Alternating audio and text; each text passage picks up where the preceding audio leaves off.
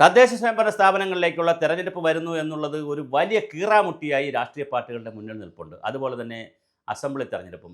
നിലമ്പൂർ തെരഞ്ഞെടുപ്പ് കഴിഞ്ഞപ്പോൾ 100 സീറ്റിൽ അധികാരത്തിൽ വരുമെന്ന് വി.ഡി. സതീശൻ പറഞ്ഞു. അന്നേ ഞങ്ങൾ പറഞ്ഞു, സതീശൻ മാഷെ അങ്ങനെ പറയണ്ട, ഇത് കേരളമാണ്, ഇവിടെ ശ്രദ്ധിച്ച് വേണം സംസാരിക്കാൻ.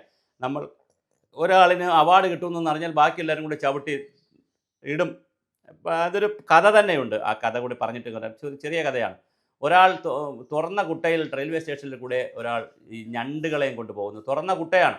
അപ്പോൾ ഞണ്ടുകൾ ഇങ്ങനെ മുകളിലോട്ട് വന്ന് നോക്കുന്നതായിട്ടുണ്ട്. ആരും ചാടുന്നില്ല ഒരു ഞണ്ടും. അപ്പോൾ കൂടെ നിന്നൊരാൾ, വഴി കണ്ട ഒരാൾ ചോദിച്ചു, നിങ്ങൾ ഈ ഞണ്ടുകളെ തുറന്ന് കൊണ്ടുപോകുമ്പോൾ അത് ചാടില്ലേ, നിങ്ങൾ അടച്ചു കൊണ്ടുപോകണ്ടെന്ന് ചോദിക്കുമ്പോൾ പറയും, ഇത് കേരളത്തിൽ നിന്ന് കൊണ്ടുവന്ന ഞണ്ടുകളാണ്, ഒരു കാരണവശാലും ഇത് ചാടിപ്പോകില്ല. ഏതെങ്കിലും ഒരു ഞണ്ട് ചാടാനായിട്ട് രക്ഷപ്പെടാനായിട്ട് മുകളിലോട്ട് വന്നാൽ ബാക്കി ഞണ്ടുകൾ അതിനെ പിടിച്ച് താഴോട്ടിടും, ചവിട്ടി വച്ചേക്കും. അതുകൊണ്ട് ഒരു കാരണവശാലും ഒരു ഞണ്ടും ചാടിപ്പോകുന്ന വിഷയമില്ല. ഇത് കേരളത്തിൻ്റെ ഒരു പ്രത്യേകതയാണ്. ഏതെങ്കിലും ഒരാളിനൊരു നന്മയുണ്ടാകുന്നു എന്നുള്ളൊരു പറഞ്ഞാൽ അതിനെ ചവിട്ടി താഴ്ത്തിയിരിക്കും. അത് മുൻപേ പ്രഖ്യാപിച്ചാൽ പിന്നെ കൃത്യം നമ്മൾ ചവിട്ടിയിരിക്കും.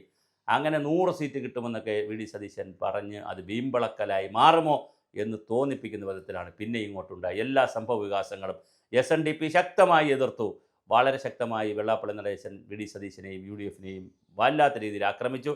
അവരൊരു മുസ്ലിം കേന്ദ്രീകൃതമായ മുസ്ലിങ്ങളെ സഹായിക്കുന്ന മുന്നണിയാണെന്ന് വരെ പറഞ്ഞ് വല്ലാത്ത രീതിയിൽ ഹിന്ദുക്കളുടെ മനസ്സിൽ ഹിന്ദു വോട്ട് തിരിക്കുന്ന ചിന്തകൾ വെള്ളാപ്പള്ളി നടേശന് കൊണ്ടുവരാൻ കഴിഞ്ഞു. അവിടുത്തെ ആ കഥ കഴിഞ്ഞപ്പോഴതാ ശബരിമല വിശ്വാസ സംഗമം വരുന്നു. അത് ആരിട്ടതായാലും ഏറ്റു, ആ ബോംബ് ഏറ്റിരിക്കുന്നു. ആ സമ്മേളനത്തിൽ എത്ര പേർ പങ്കെടുത്തു, അല്ലെങ്കിൽ ശബരിമല അയ്യപ്പൻ്റെ വിഗ്രഹം മറ്റേ ദ്വാരപാലക പീഠം അവിടെ ഉണ്ടോ, പാളിയുണ്ടോ, അതൊക്കെ വേറെ വിഷയം. പക്ഷേ ആ സംഭവം ഏറ്റു. NSS-ഉം SNDP-യും കുറച്ചുകൂടി ഗവൺമെൻറ്റുമായും LDF-ഉമായും അടുക്കുന്ന കാഴ്ചയാണ് കണ്ടത്. ഇത് കണ്ടപ്പോൾ കോൺഗ്രസ് പാളയങ്ങളിൽ കാലിളകി. അവർ ആദ്യം പറഞ്ഞു, ഞങ്ങൾ സമദൂരമാണ്, ഞങ്ങൾ ആരെയും കാണാൻ പോകുന്നില്ല എന്നൊക്കെ പറഞ്ഞെങ്കിലും അവർക്ക് വെപ്രാളം കയറി. അവർ ഒരുപാട് നേതാക്കളോടെ പോയി. അതിൽ തിരുവഞ്ചൂർ രാധാകൃഷ്ണനും കൊടിക്കുന്നിൽ സുരേഷും PJ കുര്യനും വ്യത്യസ്ത സമയങ്ങളിൽ അവിടെ പോയി ചർച്ചകൾ നടത്തി. ആ ചർച്ചകളൊന്നും ഫലപ്രദമായില്ല. എല്ലാ ചർച്ചകളിലും NSS-ൻ്റെ ജനറൽ സെക്രട്ടറി സുകുമാരൻ നായർ കൃത്യമായ പരാതി അല്ലെങ്കിൽ അവരുടെ നീരസം പറഞ്ഞു. അങ്ങനെ തിരുവഞ്ചൂർ രാധാകൃഷ്ണൻ്റെ പത്രസമ്മേളനത്തിന് അതിനുശേഷം നടന്ന പത്രങ്ങൾക്ക് ബൈറ്റ് കൊടുക്കുന്ന ബോഡി ലാംഗ്വേജും സംഭാഷണമൊക്കെ കേട്ടാൽ തന്നെ അറിയാം അവർക്ക് അവരുടെ സ്വാതന്ത്ര്യമുണ്ട് എന്നൊക്കെ പറയുമ്പോൾ തന്നെ അറിയാം NSS ശക്തമായൊരു നിലപാടിലാണ് നിൽക്കുന്നത്. ആ നിലപാട് പറഞ്ഞു വരുമ്പോൾ പരോക്ഷമായിട്ട് ഇടതുപക്ഷത്തിന് ഗുണം കിട്ടുന്നൊരു നിലപാടാണ്.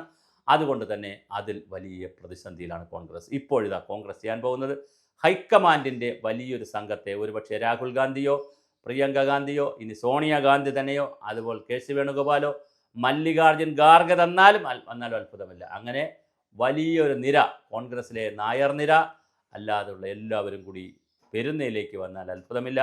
എന്തായാലും NSS-നെ മെരുക്കുവാനുള്ള അല്ലെങ്കിൽ അവരെ കൂടെ നിർത്തുവാനുള്ള ശക്തമായ നടപടികളിൽ കോൺഗ്രസ് കടക്കുകയാണ്, പരസ്യമായി തന്നെ കടക്കുകയാണ്.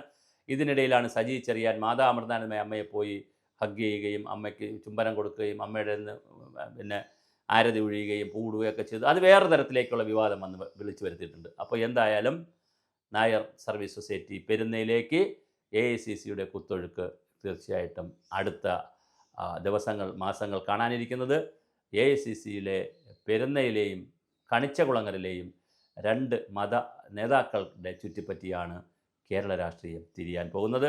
കാന്തപുരം അബൂബക്കറിനെയും സമസ്തയെയും ഒക്കെ ഉള്ള വടക്കൻ കേരളത്തിൽ കോഴിക്കോടാണ് കുറച്ച് ദിവസം ഇതൊക്കെ തിരിഞ്ഞിരുന്നതെങ്കിൽ അതെല്ലാം കൂടി ഇപ്പോൾ പെരുന്നയിലും കണിച്ചകുളങ്ങരയിലും എത്തിയിരിക്കുന്നു എന്നുള്ളതാണ് പുതിയ വാർത്ത.